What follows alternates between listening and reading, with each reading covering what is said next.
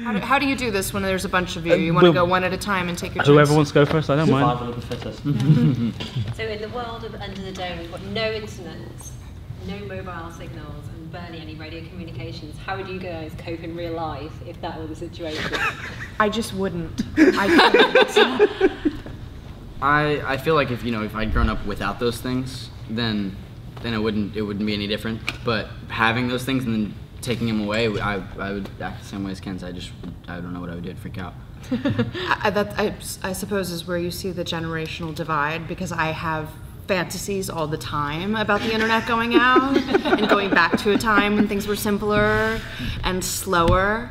I'm sure in reality I would probably have a nervous breakdown, but there's something quite wonderful about thinking about going back to the time when we actually could sit at a dining table and have a dinner without someone picking up their phone and texting in the middle of it. Yeah. You know? Sure.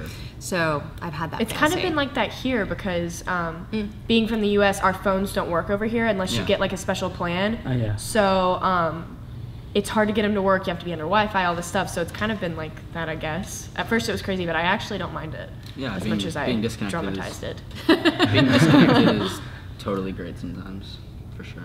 I got to interview Mike Vogel at the beginning of the season here, and one of the things he said was he managed to bring a little bit of his own experience with Special Forces people to the character, just in terms of little details. I was wondering if you guys were able to bring anything of your own ideas to your characters when you got them the first time around. I would say absolutely. One of our showrunners, Jack Bender, who also did Lost, was very open to us being able to completely create our characters and make them our own, as well as having his input and Stephen King's input. But I think we were able to make, or at least I was able to make Nori a lot like myself in some ways. And in other ways, she's a little bit more crazy than me. But for the most part, yes, definitely. I feel like I got to create her, which was very cool. Yeah, no, I definitely feel like Joe as a character is really, really intelligent. And by all means, I don't think that I'm like crazy intelligent, but I really value like learning and stuff, and I actually feel like I learned a lot from my character while I was shooting even. So developing him and working with Jack Bender and all of the other showrunners and the other cast members as well was really great in developing my character and everyone else's. So. It was kind of interesting for me and for Aisha because our characters were not in the book. So I've actually worked on a couple of other Stephen King projects before, and I've always really loved the opportunity to turn to the book and really find such great character detail. I think that's one of the things that I loved so much about his writing.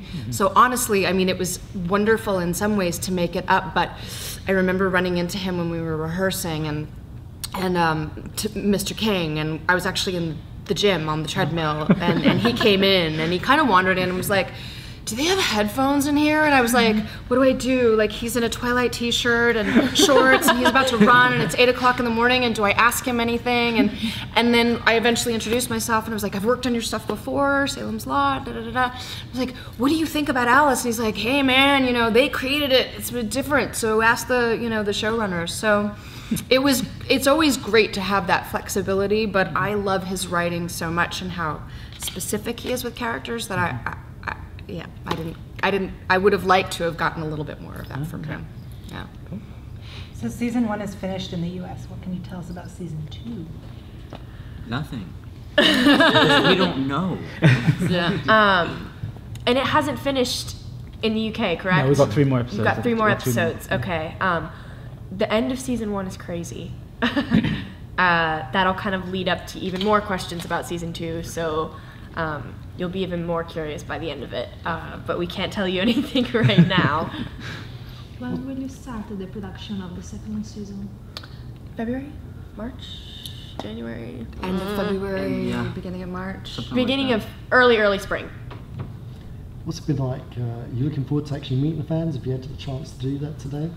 Yeah, we just came from signing autographs. What was the experience like for you guys? Oh my gosh, it was so fun. I mean, this is the first time I'd ever been to like a Comic-Con event, a signing or anything, and so this was so fun for me. Like, I just had a blast, just meeting everyone and just getting to talk to them and learning which shows that the fans like, whether it's Under the Dome or stuff that you worked on in the past, like finding out what they enjoyed and why is really cool too. So I love it. My sister's actually played Sophia on The Walking Dead, so I've been to many Comic Cons and different events like this.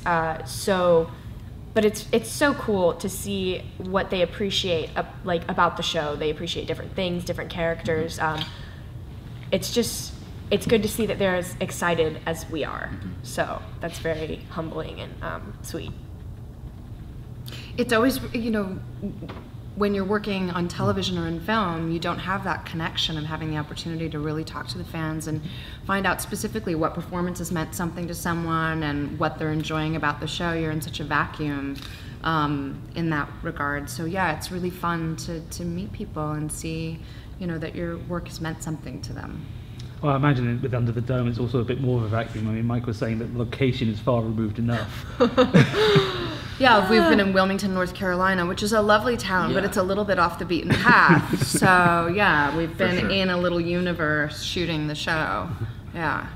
But I mean, you guys do get Twitter, so presumably there is still some communications while you're making the show. I mean, it's a very active show online. Yeah, Twitter has been cool. We have live tweeted every episode in the US. Yeah, that was fun. And so people are sitting there watching the show with you, essentially. And so you get their instant reaction, which is something that I think it's fairly new to live tweet. But I enjoyed that because it's just you feel like you get to, I don't know, it's just kind of a bonding thing with the fans. I think specifically about the live tweets, I think it's cool that when we did that, people would have, there's a lot of, with a show like this, there's a lot of questions that go on, a lot of things that, even if you get up to go into the kitchen and make something, you're gonna miss something in 30 seconds. So people hop on Twitter and ask us questions, and being able to be there and answer questions if we can is really cool because if we can help them understand it more, then they'll like it more, hopefully. Can we just do one last one? I just wanted to ask, people inside the dome are trying to work out what is the dome, where did it come from, what's it all about. Have you had your own theories about all of that sort of stuff as you've gone on through the series, and what are they, if so?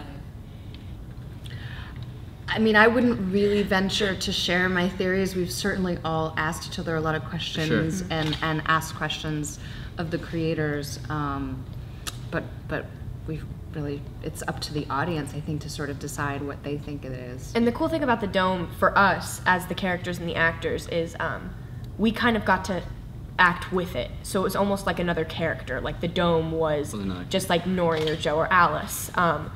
So it was kind of like, it was hard to theorize about because it was almost like it was another person in the show.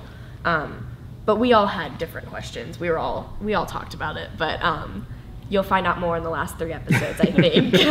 I definitely think that I have my own theory of like what the dome is and stuff, but like it changes for sure. Like when we were shooting, we would get the scripts for our next episode a couple days before we were set to shoot it. So I mean, like we would learn new bits of information while we were shooting, and then therefore our thoughts would change based on what's going to happen. So I mean, I really, season 2 will bring new things and new theories for all of us. I think. We'd all text each other and be like, "Did you read it?" Like, what'd you think? What do we think's gonna happen next? What's in the next one? Yeah, exactly.